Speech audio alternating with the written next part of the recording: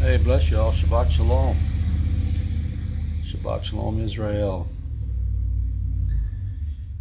I'm contemplating some things, thinking about some things, just that I'd like to share. And it is, I believe, factual and evident that, there was much damage done to the minds, the spirituality, to the purity of especially the younger of the daughters that had come to know Straightway Truth Ministry. Because, in the 20 some years that I was a part of actually living at the hub, um, a lot of a good amount of the young daughters, especially the virgin daughters, either were moved there or they were, um, they were allowed to stay there for a certain time, or they there was others that lived locally that stayed there on the land too for a short amount of time. But I remember so clearly that there was a few sisters that had come across that ministry by hearing Charles Dowell on um, YouTube, I think mostly, and how they fought to listen to him when they had so much interference from their parents and resistance from those that are after the flesh, and then they finally get to that place where they got to make the break, seemingly to escape the bondage they were in, only to go into an environment that was promising them some type of liberty and freedom, um, to grow, and yet uh, actually increase even greater their um, chains on them, on their minds, on their physical being. Yeah, but again, the thing that I really remarked on is the purity in which they came, and these sisters, some traveled from great distances and went through different routes just to be closer to Straightway Ministries. But it was their innocence, just the purity of the joy in their hearts, to um, finally get to live the dream that they thought that they needed, that they were looking for, and to be among quote Yah's people. But the question I have as I watched over the years, knowing from the day that a lot of these young sisters, daughters, had came in contact with that ministry up until the day that they departed, not all of them, but some of them, you could see the decline over the years. And obviously, because they came there with a certain understanding, and they came in there with a complete innocence. And as is the case so often when that kind of situation with people, just meaning they come with this idea that there would be nothing ever harmful, or something that would come in such an influence that would alter their minds and their hearts away from that innocence. But you can see some of these daughters and how they developed, and the corruption that they started to actually come in contact with, especially with that ministry, because there's such a push for marriage. It's such a huge push for marriage, right? And the idea is that under the guise of learning the old paths and of course, polygyny was one of them, but just to build these Israelite families to grow a nation. And in and that of itself, there is no growth of natural Israel anymore. That was done away with. It's all those that are born again in Messiah Jesus. If you look in Revelation chapter 7, who outweighs the 112,000 or 144,000? I mean, the great multitude which no man can number, from where all nations, tongues, tribes, and creeds. So obviously, it's not after the flesh that Israel is going to be born again as a nation. It's after the Spirit. But anyway, sorry to get off that side note, but these daughters experience this corruption and all this push from marriage, all this conversation about sexuality, and the brutal conversations that Charles Dahl would put out there, and the bluntness that he would talk about, his little innuendos and his talking about sexual things,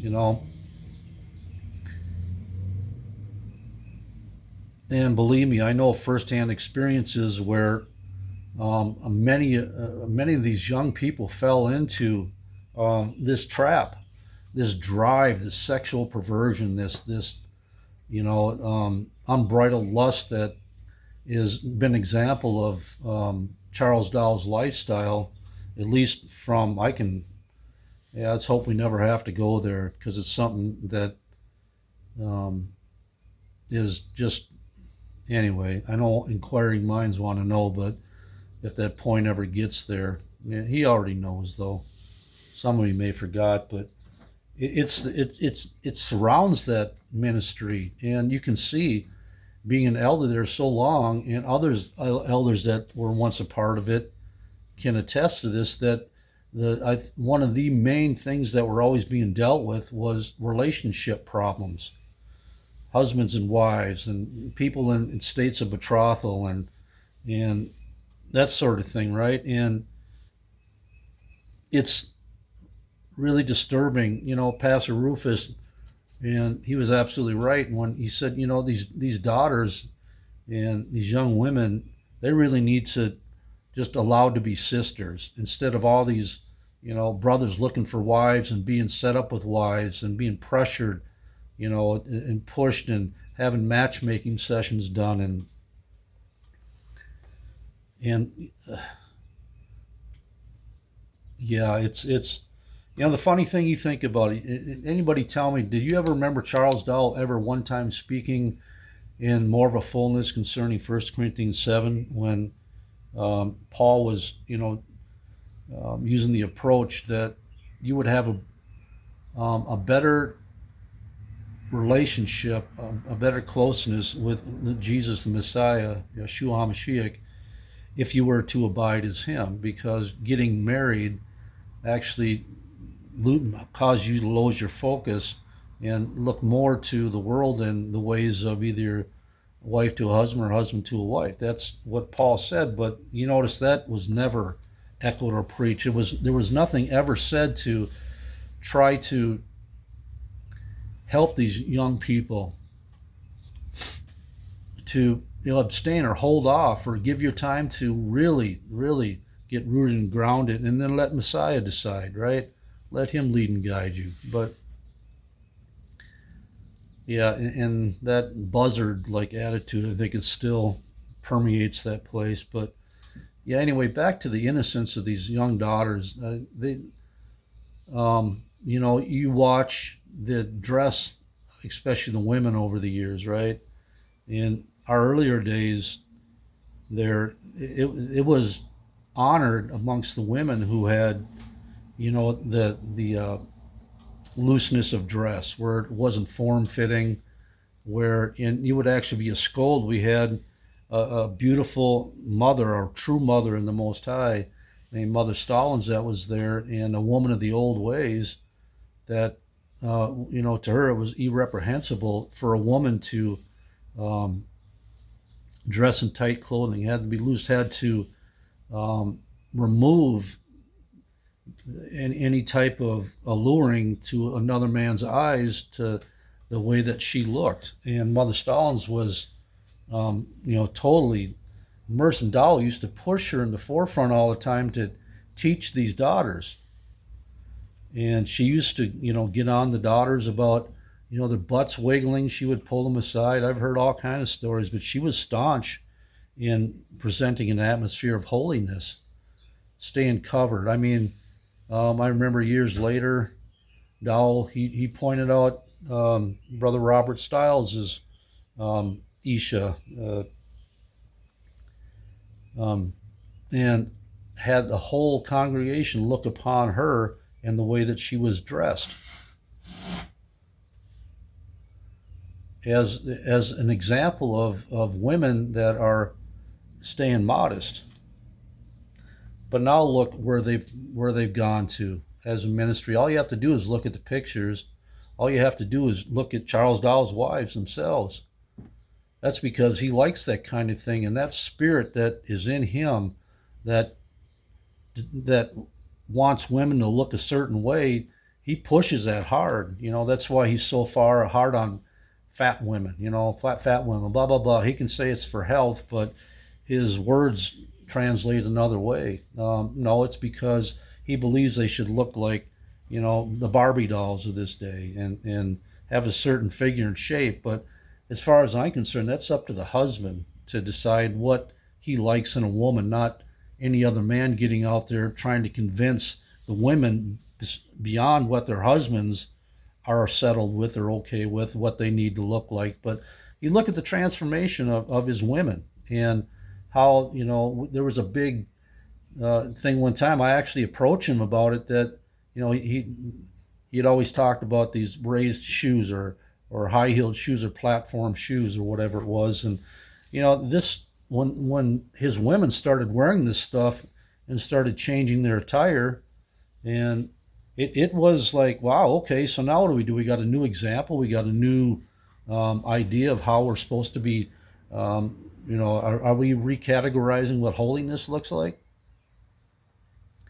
And I actually asked him about it, and then he had, of course, he had one of his fits. Like, I don't need your opinion. That's what he said concerning about how he, has his wives to dress. That's what he said. He just shut him down. So why does anybody want to even approach him? Because he has that attitude, because people are genuinely concerned about all of a sudden there's this big old shift. And there's a change of mind that spreads across the women in the ministry, especially the impressionable young daughters.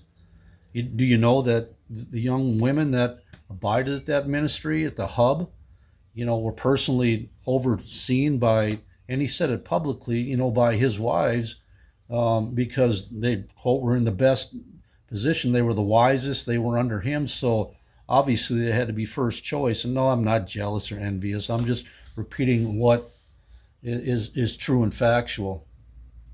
So who knows what it went into the ears of these daughters, I mean, some of the rumors that have, later on found to be proven true, but about how these young daughters were spoken to so they would, please their husbands coming in life. And you don't think that was just part of destroying the innocency, the purity of what they came to in Messiah? And so where are they at today? What challenges have these young daughters, especially those that have moved on, that now have to be challenged with the bitterness and the just the mindset, just the almost the anger of betrayal because of their innocence was is that the word I'm looking? Exploited? Yeah.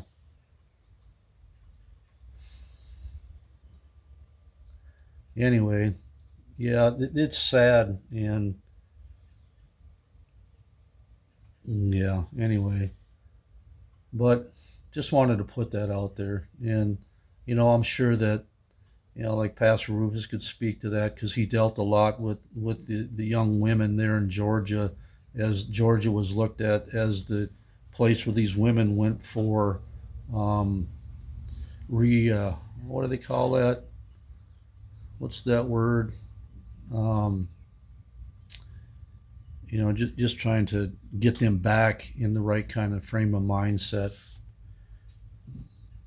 Yeah, they'd send them there. So what does that say to the likes of Pastor Rufus and his women, Mother Jennifer and Sister Chandray and his other wives, and their counsel and advice that daughters were actually sent there. Anyway, I hope this made some sense, and I hope that those that, especially these young daughters out there, that those that have moved on from that place, that they can learn to heal, that they can learn to truly forgive, that they can learn to forgive their husbands, because their husbands were also tainted by this and the vileness that it permeates that place. There's nobody in the world that convinced me that there's a sexually perverted spirit that is over at Straightway Ministries, and that door was opened by Charles Dowell himself. That's not an accusation. I can back that up with plenty of facts. But anyway, yeah, I hope these young daughters can, really look back to the Messiah, look back to the ways of the Word, the way of truth. Moving on with life starts with, true forgiveness of yourself and true forgiveness of others from your heart. That is a freedom. And holding on to anything like that just cripples your walk with Jesus. So my admonishment is hope is that anybody that is holding on to anything that in reservation of, or in anger and in bitterness and in spite, some of it may feel justified, but yet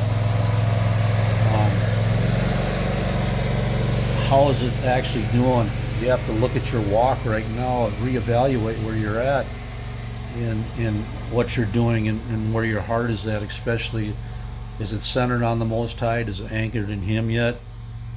Or has the affairs of this life, pulled you aside and got you going in directions that you shouldn't? Return to the innocence. Remember the innocence if you can, especially the young daughters. Seek a true mother, one that can truly give you wisdom and counsel and guidance, that the focus is on preparing you to honor the Master Jesus, Yeshua HaMashiach, in the greatest of your ability. And the thought of marriage and husband, make that secondary or so far down the road. But anyway, I hope this really helps somebody. Bless you all.